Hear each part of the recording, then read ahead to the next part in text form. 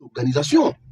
Pour fermer, pour interpeller, pour faire ça, il y a une plénière qui doit s'exprimer. Mais, bon, j'ai vu qu'il personnalise comme si ça devient son combat personnel.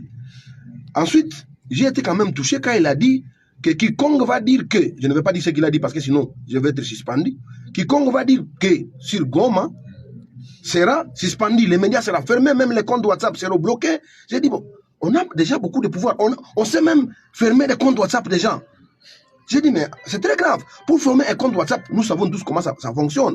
Pire, pour que le CESAC accède aux données WhatsApp de quelqu'un, il faut qu'un procureur, il faut qu'il y ait un procès en cours et qu'un procureur écrive à Meta et que Meta prenne vraiment le temps d'engager ses avocats pour qu'en fait, après 6 mois minimum, Meta peut donner les données, sauf si on confisque ton téléphone.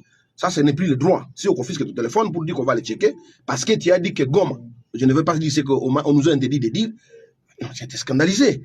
Parce que, est-ce que ne pas dire Goma, est-ce que cela fait que Goma n'est pas C'est la question.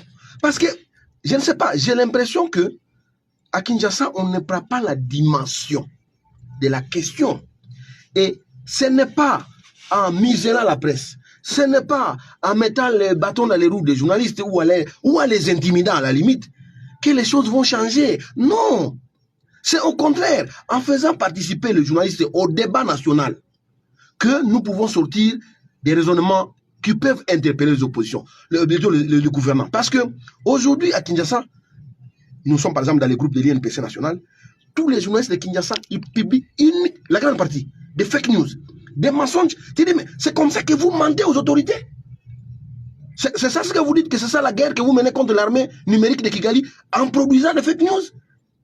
Mais on devait nous laisser donc, nous les journalistes, nous qui sommes proches de la réalité, dire la vérité et nous écouter. Parce que si on écoute la vérité, on peut prendre de bonnes décisions. Si on écoute les mensonges, on va prendre de mauvaises décisions. Et les mauvaises décisions conduisent au désastre. Je l'ai dit, mais parce que je n'ai pas dit des choses qui valent que le CESAC puisse me chercher. J'ai dit des choses en tant que citoyen libre et en tant que journaliste. Ça,